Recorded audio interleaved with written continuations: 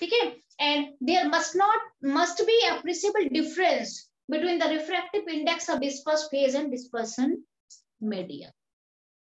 Very important ये, अगर actually ये नॉर्मल टिंडल इफेक्ट क्या है ये सब नहीं पूछा जाता है, ये थोड़ा सा कंसेप्चुअल है, कंडीशनल है ये, तो इसको पूछा जाता है कंडीशंस फॉर टिंडल इफेक्ट। ठीक है, ओके। और ये अगर आएगा भी तो दे सकते हैं, वो अगर पूरे देंगे टिंडल इफेक्ट को एक्सप्लेन करो एंड कंडीशंस बताओ तो आपको 2 मार्क्स का आ जाएगा इजीली ये क्वेश्चन। सबसे पहले क्या लिखना है, कंडीशंस टिंडल इफेक्ट के लिए क्या होना चाहिए, diameter of colloidal particle must not be much smaller than the wavelength of light used। जिस वेवलेंथ की लाइट आप यूज कर रहे हो उसके बीच, उस वेवलेंथ और डायमीटर ऑफ द पार्टिकल के बीच ज्यादा डिफरेंस नहीं होना चाहिए, लगभग सिमिलर डिफरेंस, सिमिलर टाइप के बराबर के दोनों का जो लेंथ है या जो मेजरमेंट है बिल्कुल सेम होनी चाहिए, लगभग थोड़ा बहुत चलेगा पर ज्यादा डिफरेंस नहीं होनी चाहिए, तब मुझे टिंडल इफेक्ट दिखेगा। एंड सेकेंड, जो डिस्पर्स्ड फेज है और डिस्पर्सन मीडियम में, इन दोनों के रिफ्रैक्टिव इंडेक्स में अच्छा खासा डिफरेंस होनी चाहिए, एप्रिसिएबल डिफरेंस होनी चाहिए। ये है मेरा conditions for Tyndall effect and you can go through this. आपको टिंडल इफेक्ट यहाँ पे डेफिनेशन है या यहाँ पे कंडीशंस मैंने बता दिया है, ठीक है। एंड नेक्स्ट आते हैं कलर ऑफ द सॉल्यूशन के लिए, मैं इसको रहने देती हूँ, ये नीचे वाला क्वेश्चन यहाँ पे रख कर रही हूँ।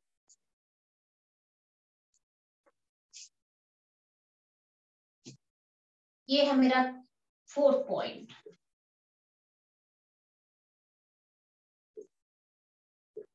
अच्छा, जब किसी भी वही है, दिस इज, ये कलर ऑफ सॉल्यूशन का मतलब है टिंडल इफेक्ट से जुड़ा हुआ है।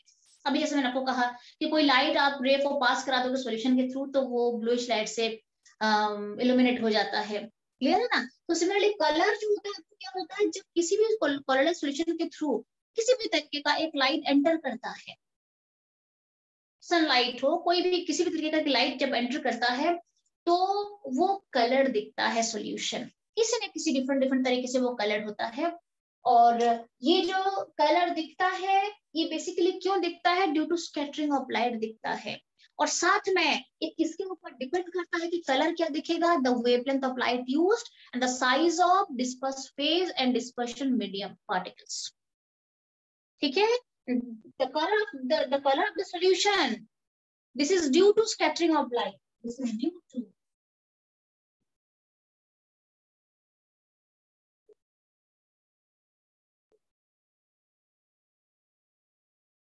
and depends on the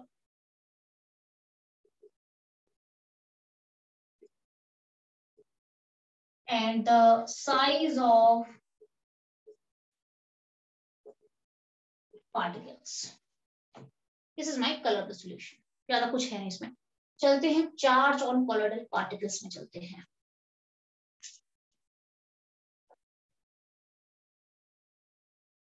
अच्छा, ये चार्ज ऑन कॉलोइडल पार्टिकल्स है, मैं ट्राई यहाँ पे एक्सप्लेन कर देती हूँ आपको, कोई दिक्कत नहीं है।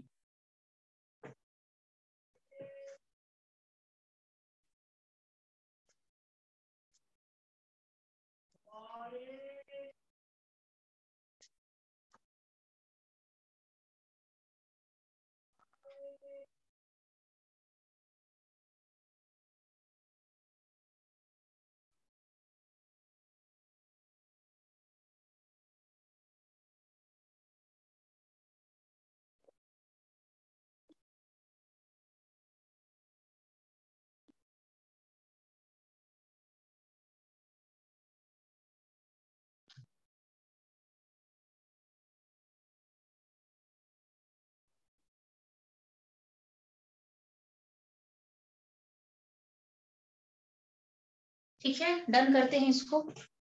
ठीक है, जैसे कि एक एग्जांपल है, वैसे आपका एनसीईआरटी में है नहीं, फिर भी बता देती हूँ। जैसे गोल्ड सॉल्ट का प्रिपरेशन करा जाता है, मान लो, ठीक है, मैं कलर पे थोड़ा जा रही हूँ यहाँ पे बेसिकली, ठीक है। और जब गोल्ड सॉल्ट का प्रिपेयर करा जाता है, आपको मैंने बताया था ये मल्टी मॉलिक्यूलर कॉलर्स होते हैं। कौन होते हैं, जो गोल्ड सॉल्ट हो गया, सिल्वर सॉल्ट हो गया, कॉपर सॉल्ट हो गया, इतने सारे मेटेलिक सॉल्ट होते हैं, वो लाइयोफोबिक होते हैं। वहां पे डिस्पर्स फेज और मीडियम के बीच में कोई एफिनिटी नहीं रहती है ज्यादातर, तो हमें फिर एजेंट वगैरह डाल के, इलेक्ट्रोलाइट वगैरह डाल के उसे स्टेबलाइज करना पड़ता है ऐसे सॉल्ट को।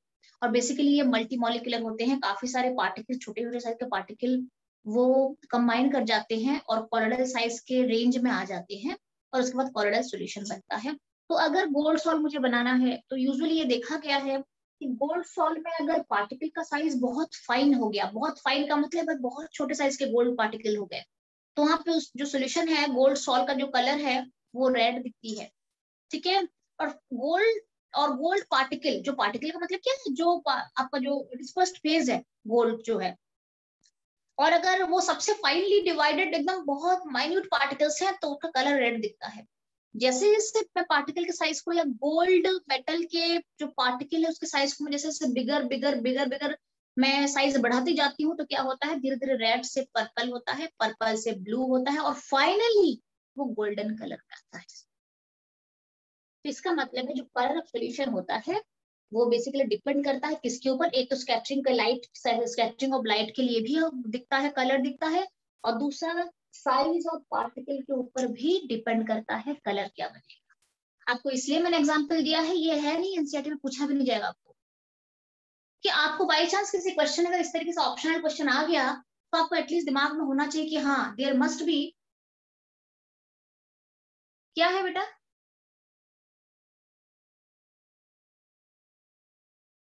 क्या मुद्दित।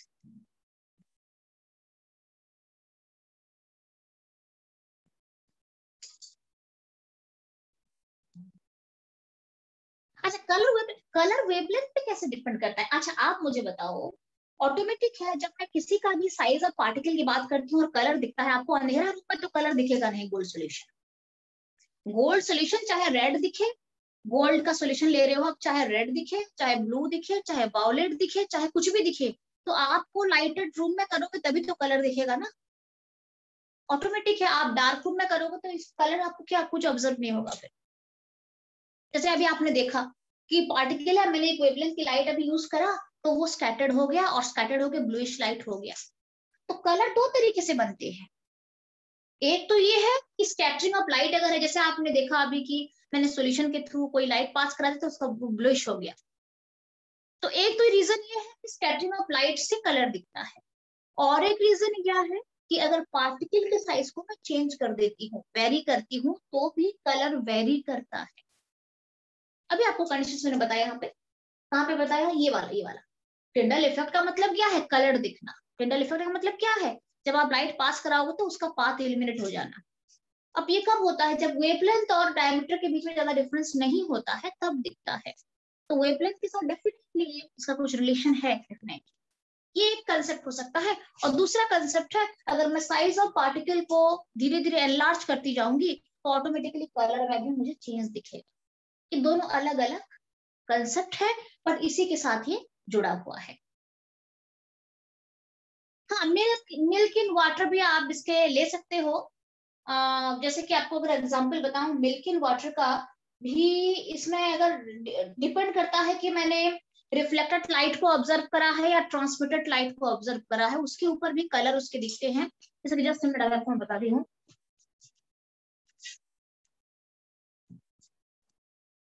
एक छोटा सा एग्जांपल है यहाँ पे। बेसिकली ये ज्यादा इतना एग्जैगरेट करके पढ़ना है नहीं, ना कि कभी कलर को लेके क्वेश्चंस भी आया है। जान लो कि दिस हैपेंस और एंट्रेंस में हो सकता है काम आ जाए। एक तो स्कैटरिंग ऑफ लाइट से भी आपने पढ़ते, स्कैटरिंग ऑफ लाइट से लाइट आपका कलर दिखता है, और दूसरा साइज ऑफ पार्टिकल। तो जैसे कि यहाँ पे एक एग्जांपल भी है कि अगर मैं एक मिल्क मिल्क और वाटर का मतलब एक उस तरीके का हम उसको ले सकते हैं, मिल्क वाटर का मतलब अगर आप उसको लेना चाहोगे तो आप उसे एमल्शन की तरह भी यूज कर सकते हो। एमल्शन कहते हैं basically, milk is an emulsion अगर हम उस तरीके से देखें तो। और अगर आप मिल्क और वाटर का मिक्सचर लेते हो तो वहां पे अगर मैं रिफ्लेक्टेड लाइट को ऑब्जर्व करती हूँ तो ये ब्लू दिखता है। अगर मैं लाइट पास करा के अगर रिफ्लेक्टेड लाइट को ऑब्जर्व करती हूँ तो ब्लू दिखता है सॉल्यूशन। कभी घर में ट्राई करना, मैंने भी कभी ट्राई नहीं करा है, ये देखा नहीं, कभी ऐसे ऑब्जर्व करके देखा नहीं है, बट आप ट्राई कर सकते हो बिकॉज यहाँ पे लिखा है बुक में, तो ये हो सकता है शायद, ठीक है। और अगर मैं रिफ्लेक्टेड लाइट को ऑब्जर्व करती हूँ तो ये ब्लू दिखता है, और अगर ट्रांसमिटेड लाइट को जब ऑब्जर्व करा जाता है तो ये रेड कलर का सोल्यूशन अपीयर होता है। तो ये लिखा है यहाँ पे, कहाँ तक सही है ये फिर जो प्रैक्टिकल एप्लीकेशंस के बाद ही पता चलता है चीजें, ठीक है। और ये भी लिखा है कि गोल्ड के पार्टिकल के साइज के हिसाब से रेड से पर्पल से ब्लू से गोल्डन में हो जाता है। तो दिस इज अकॉर्डिंगली अगर मैं देखूं तो ये साइज ऑफ पार्टिकल है, ठीक है। तो और अगर दूसरा मिल्क वाटर वाला केस लेते हो तो वो पार्टिकल के साइज नहीं, वो आपका फिर लाइट आपने किस तरीके से लिया है, रिफ्लेक्टेड लिया है, ट्रांसमिटेड लिया है, उसके ऊपर डिपेंड करेगा। इसका मतलब साफ है कि कॉलोइडल सॉल्यूशन कलर्ड दिखता है। There are two options, two conditions for that, two reasons for that. एक तो स्कैटरिंग हो सकता है या फिर साइज के ऊपर हो सकता है। क्लियर है? और अगर मान लो आपको 4 ऑप्शन दिया जाएगा, which out of the following is wrong, आपको बता दिया है मैंने कौन कौन से कंडीशंस हो सकते हैं, ठीक है। और आपको ये भी बता दिया गया है रिफ्लेक्टेड एंड ट्रांसमिटेड लाइट का भी कलर में डिफरेंस आता है। तो ये सारे छोटे छोटे पॉइंट हैं एंड कभी भी ये यूज हो जाएगा एग्जाम में, कभी भी आ जाएगा, ये छोटे छोटे पॉइंट है, ठीक है। तो इसे याद करो। एंड अब हम चलते हैं कलर के बाद सीधे चलते हैं चार्ज ऑफ कॉलोइडल पार्टिकल्स।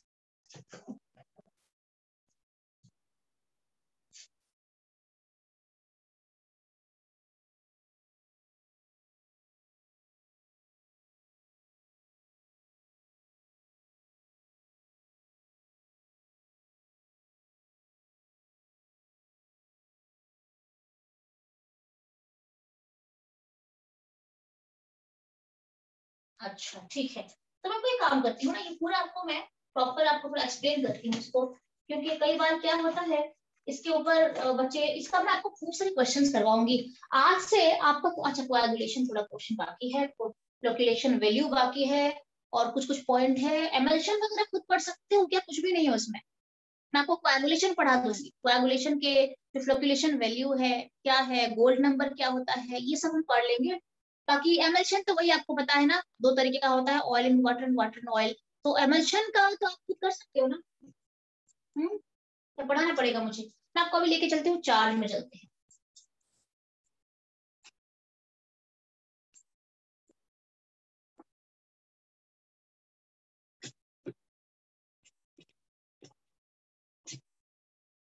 तो पॉइंट मेरा जाता है, तो मैं काम करती हूँ, ये अगर सारा हो चुका है डन, तो हम सीधे चलते हैं चार्ज ऑन कॉलोइडल पार्टिकल में चलते हैं, और ये पूरा मैं रब कर देती हूँ, सीधे पढ़ेंगे चार्ज।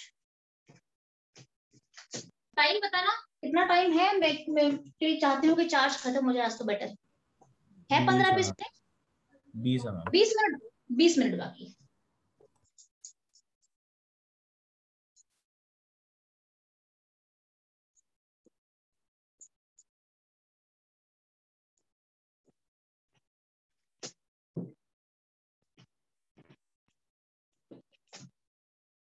फिर पॉइंट जो मेरा रह गया था वो कर लेते हैं चार्ज कॉलोइडल पार्टिकल्स। अच्छा ध्यान रहे, जो कॉलोइडल पार्टिकल्स होते हैं वो किसी ना किसी तरीके से टू स्मॉलर और लार्जर एक्सटेंट ये चार्ज पार्टिकल में कन्वर्ट हो जाते हैं, ठीक है। और अगर कोई कॉलोइडल सॉल्यूशंस हैं तो उसके सारे कॉलोइडल पार्टिकल्स आइदर तो पॉजिटिवली चार्ज में कन्वर्ट हो जाते हैं या फिर नेगेटिव चार्ज में कन्वर्ट हो जाते हैं। उसके अच्छा ये जो प्रोसेस चलता है, चार्ज वाला जो प्रोसेस है, the conversion of colloidal particles into charge species is based on adsorption technique. यहाँ पे आपने एडजॉर्प्शन पढ़ा हुआ है, तभी शायद इसको इसी चैप्टर के अंदर इंक्लूड करा गया है।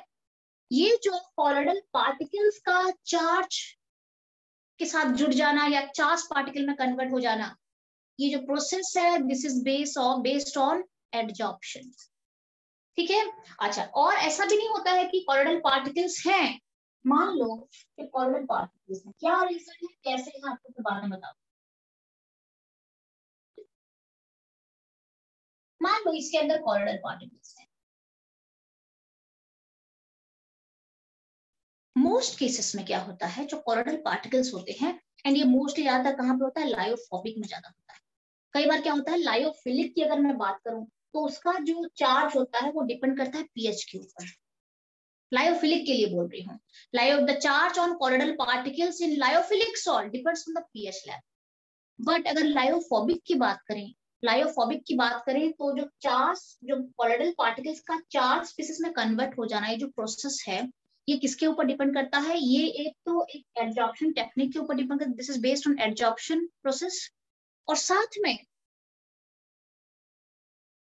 क्या होता है, कॉलोइडल पार्टिकल अगर एक कॉलोइडल सॉल्यूशन के अंदर पार्टिकल्स हैं, कॉलोइडल डिस्पर्स फेज अगर होते हैं उसके पार्टिकल्स, ऐसा कभी नहीं होता है कि कुछ पार्टिकल पॉजिटिवली चार्ज हो गया और कुछ पार्टिकल नेगेटिवली चार्ज हो गया, ऐसा कभी नहीं होता है। सारे कॉलोइडल पार्टिकल इक्वली चार्ज होते हैं, आइदर पॉजिटिवली चार्ज या फिर नेगेटिवली चार्ज होते हैं, टू स्मॉलर एंड और लार्जर एक्सटेंट। हो सकता है थोड़ी थोड़ी चार्ज हो या फिर सारे पार्टिकल्स चार्ज हो, बट जरूरी नहीं है कि सारे पार्टिकल्स चार्ज होंगे, जरूरी नहीं है कि सारे पार्टिकल को चार्ज दिखेंगे, बट अगर होना है तो एक ही चार्ज लेंगे, अगर पॉजिटिव है तो सारे पॉजिटिव में जाएंगे या फिर नेगेटिव में जाएंगे। ऐसा कभी नहीं होता है कि कॉलोइडल सॉल्यूशन है और थोड़े बहुत पॉजिटिव चार्ज हो गए और थोड़े बहुत नेगेटिव चार्ज हो गए।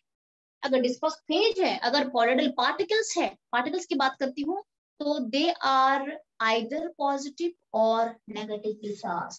तो मान लो ये पॉजिटिव हो जाएंगे तो लगभग सारे जो है पार्टिकल्स ये पॉजिटिव हो जाएंगे। ऐसा कभी नहीं होता है कि 4-5 पॉजिटिव हो गए और 4-5 नेगेटिव हो गए, ठीक है। तो इसे हम कहते हैं, और ये क्यों होता है, बेस्ड ऑन एडजॉर्प्शन प्रोसेस। मैं आपको यहाँ पे लिखवा देती हूँ, the charge on colloidal particles is due to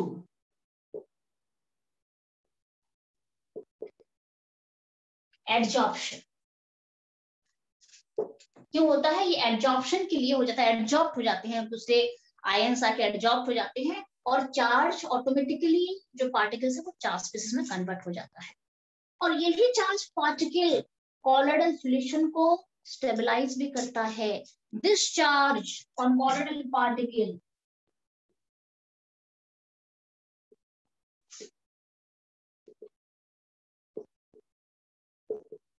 particles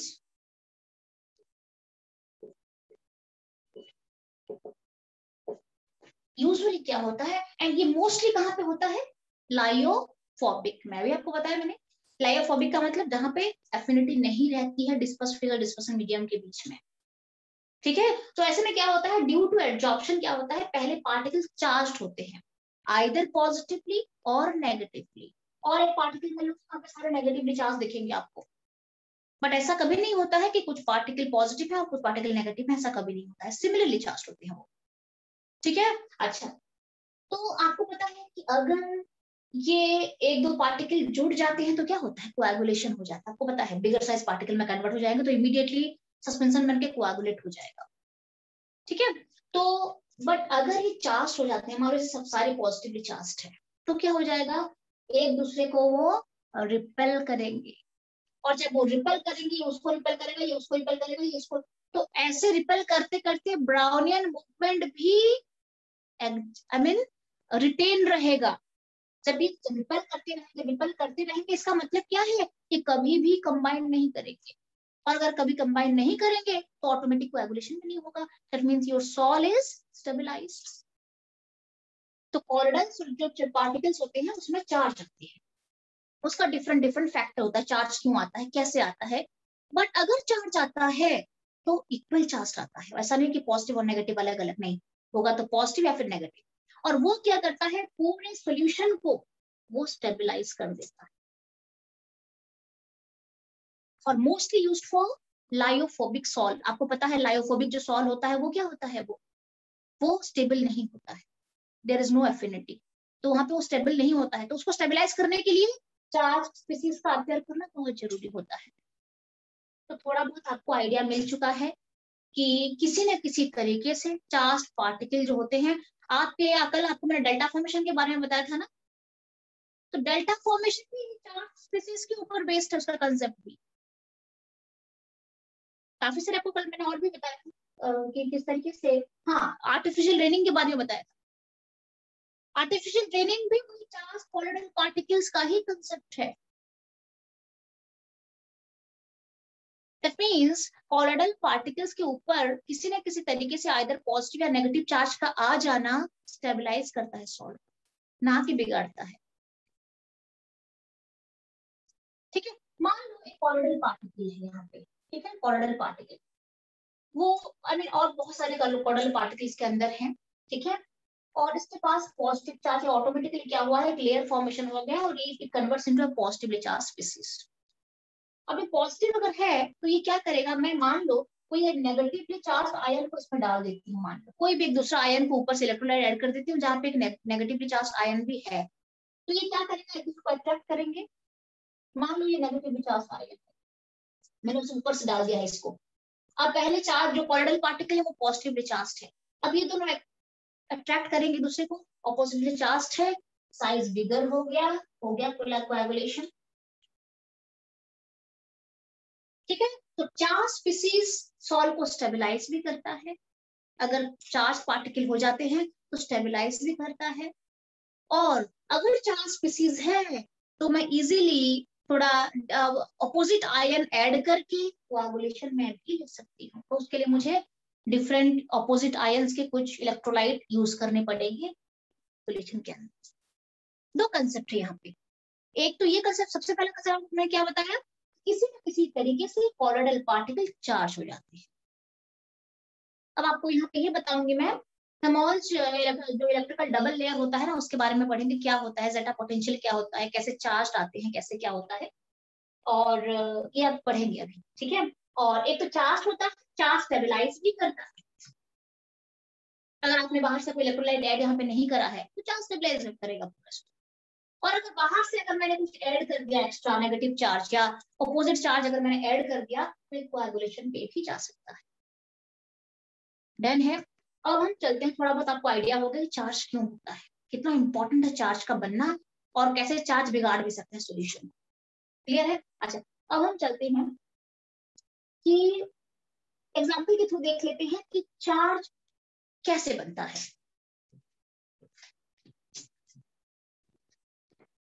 जैसे कि बेसिकली अगर आपको एग्जांपल पूछा जाता है तो सबसे बढ़िया एग्जांपल ये दे सकते हो, मोस्टली क्वेश्चंस में उसे जाता है, सिल्वर आयोडाइड सॉल्ट बनाने जा रहे हैं, सिल्वर आयोडाइड सॉल्ट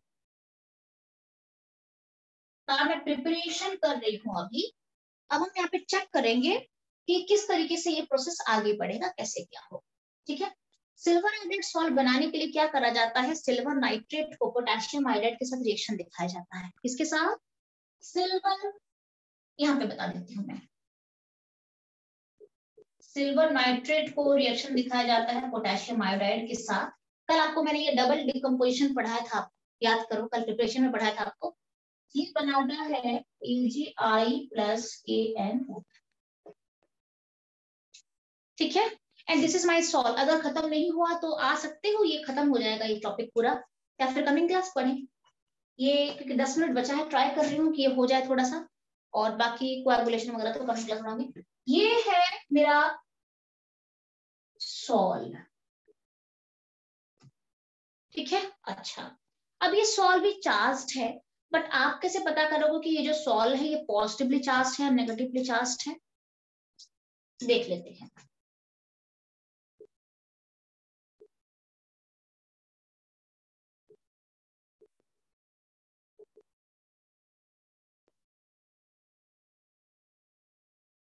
अब इसमें एक रूल भी है, हार्डी शॉल्ज रूल, आपने पढ़ा होगा, स्कूल में पढ़ाया होगा, उसे भी पढ़ना पड़ेगा हमें।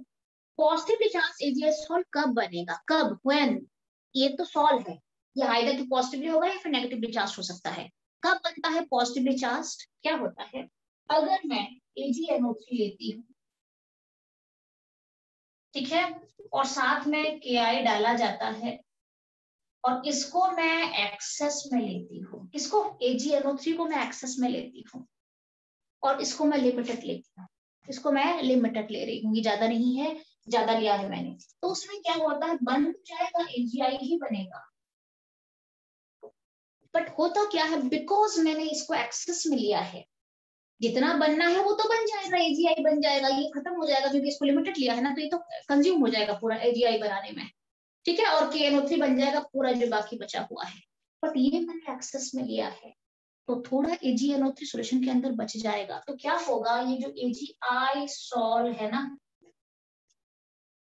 ये जो AgI सॉल्व है, ये क्या करेगा, इस ये है, और इसके साथ क्या बचा हुआ पार्ट है, ये बचा थोड़ी है, ये तो लिमिटेड है, ये एक्सेस है, तो मेरे पास एक्सेस AgNO3 है यहाँ पे, थोड़ा बहुत है। तो इसमें Ag प्लस और NO3 माइनस है, ये तो थोड़ा बहुत एक्सेस में है, तो ये है। अब ये कॉमन आयन है, ये कॉमन आयन है, यहाँ पे कॉमन आयन का बहुत इंपॉर्टेंस है। यहाँ पे कॉमन आयन है Ag है और Ag प्लस है। क्लियर है? ये कॉमन आयन जो है ये आपके इस सरफेस के ऊपर एडजॉर्ब हो जाएगा। तो उस एडजॉर्प्शन के लिए I need a common, adsorption के लिए I need a common ion, मुझे एक कॉमन आयन होना चाहिए। उस कॉमन आयन यहाँ पे आके जुड़ जाएगा। अब ये हो गया चार्ज स्पीसीज, आप देख सकते हो ये पॉजिटिवली चार्ज में कन्वर्ट हो चुका है मेरा। ये this is positively charged AgI salt, silver iodide salt है। कब बना? जब मैंने AgNO3 को एक्सेस में ले लिया, तो थोड़ा बहुत Ag plus NO3 minus solution के अंदर बच गए हैं, इसको मैंने लिमिटेड लिया है। ऐसे केसेस में क्या होता है, जस्ट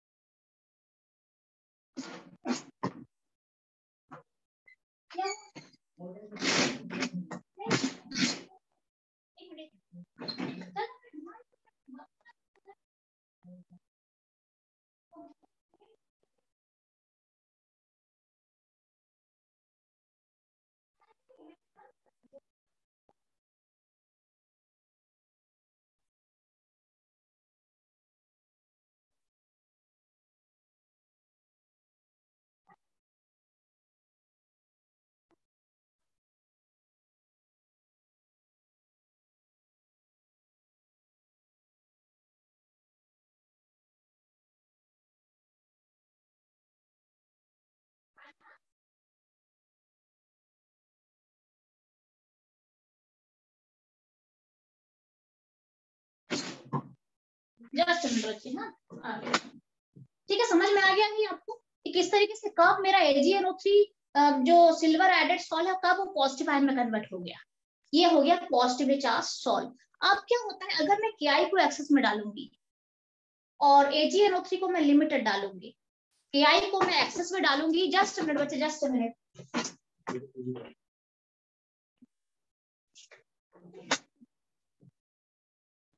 ठीक है, तो ये क्या हो जाएगा, पॉजिटिवली चार्ज सॉल्ट हो जाएगा। अगर मैं इसको एक्सेस में डाल दूंगी और इसको लिमिटेड डाल दूंगी, तो क्या सरप्लस हो जाएगा, I माइनस सरप्लस हो जाएगा, जो कि कॉमन है। I माइनस ज्यादा हो जाएगा इसको अगर मुझे एक्सेस में लेना है। अभी और मैं क्लास नहीं रखूंगी, ठीक है, अभी जितना है उतना मैं एंड करते हैं, मैं बाकी आपको ये वाला दोबारा एक्सप्लेन करूंगी कमिंग क्लास। ठीक है, तो I माइनस अगर है तो ये कॉमन है, I माइनस यहाँ पे भी है, और ये अगर एक्सेस में लूंगी तो ये एक्सेस हो जाएगा। अब वहां पे I माइनस कॉमन हो जाएगा और AgI सॉल्ट के साथ I माइनस जुड़ जाएगा क्योंकि सरप्लस है। अगर मैं Ki को एक्सेस में डालती हूँ तो ऐसा K प्लस I माइनस, ठीक है, K प्लस I माइनस अगर मैं ये एक्सेस में है तो ये बच जाएगा। अब ये आके जुड़ जाएगा, एडजॉर्ब हो जाएगा। ये जो है ये एडजॉर्प्शन से होता है, यहाँ पे एडजॉर्प्शन प्रोसेस यहाँ पे चलता है और ये नेगेटिवली चार्ज सॉल्ट में कन्वर्ट हो जाएगा आपका वही सिल्वर एडेड सॉल्ट। वही सिल्वर एडेड सॉल्ट एक बार पॉजिटिवली चार्ज हो गया जब मैंने इसको एक्सेस में लिया, वही सिल्वर एडेड सॉल्ट एक बार नेगेटिव में कन्वर्ट हो गया जब मैंने Ki को एक्सेस में लिया। तो इस तरीके से चार्ज अपेयर कर जाता है कॉलोइडल पार्टिकल में। अगर इसके पास कोई और एक, आप कमिंग क्लास आपको क्या बताऊंगी, जेटा पोटेंशियल पढ़ेंगे और डबल लेयर क्या होता है, इलेक्ट्रिकल डबल लेयर, ठीक है, और कैसे वो कोएगुलेशन को हेल्प करता है वो भी देख लेंगे। इसके पास अगर मैं दूसरा एक नेगेटिव आयन ले आऊंगी तो क्या हो जाएगा, अट्रैक्ट करेगा, प्लस है नेगेटिव को अट्रैक्ट करेगा, साइज बड़ा हो गया कोएगुलेशन। क्लियर है? ठीक है, तो इस तरीके से चार्ज भी होता है और इस तरीके से ऑपोजिटली चार्ज स्पीसीज के साथ एक कोएगुलेशन में जाके ये ये बिगर साइज पार्टिकल में कोएगुलेशन में भी चला जाता है। तो this is basically the fact behind charge on colloidal particles. ये क्लियर है कि नहीं, बोलो। इसमें कॉमन आयन होना चाहिए, कॉमन, हाँ कॉमन आयन होना चाहिए। कॉमन आयन होगा तब जाके एडजॉर्प्शन पे बेटर जाएगा। क्लियर ना? तो ये डन है। मेरे ख्याल से टाइम भी ऑफ होने वाला होगा, देखना एक बार। आई थिंक टाइम ऑफ होने वाला होगा। मैम 3 मिनट बाकी है। और 3 मिनट है, 3 मिनट है, ठीक है। और बाकी आपको कल पढ़ाऊंगी कि ये भी तो है ना, NO3 माइनस भी है, तो इसके साथ जैसे ही Ag प्लस आएगा NO3 इसके पास आके जुड़ जाएगा, ये प्लस है और ये भी तो एक्स में था, माइनस भी था, पहले ये पॉजिटिव चार्ज हो गया, फिर NO3 माइनस आके यहाँ पे और एक जुड़ जाएगा। अब यहाँ पे एक डबल लेयर का क्रिएट हो जाता है और उसका एक पोटेंशियल होता है, that is known as zeta potential. फिर इस तरीके से आप आगे आज पढ़ाऊंगी तो दिख जाएगा, कमिंग क्लास प्रॉपर इसे पढ़ते हैं, ठीक है। एंड हार्डी-शॉल्ज रूल क्या होता है, कैसे कोएगुलेशन में हेल्प करता है, ये सब कमिंग क्लास पढ़ते हैं। छुट्टी करें, फिर टाइम भी हो गया है, 2 बज गया है, ठीक है। मैं छुट्टी कर रही हूँ बच्चे, ये क्लियर है कि नहीं? होने को तो बहुत इजी है, बच्चे सरफेस केमिस्ट्री खुद पढ़ लेते हैं, अपने आप भी पढ़ लेते हैं, बट स्टिल थोड़ा सा हमने भी कर लिया है इसे, ठीक है। और मिलते हैं फिर कल मिलते हैं, आपकी क्लास है कल।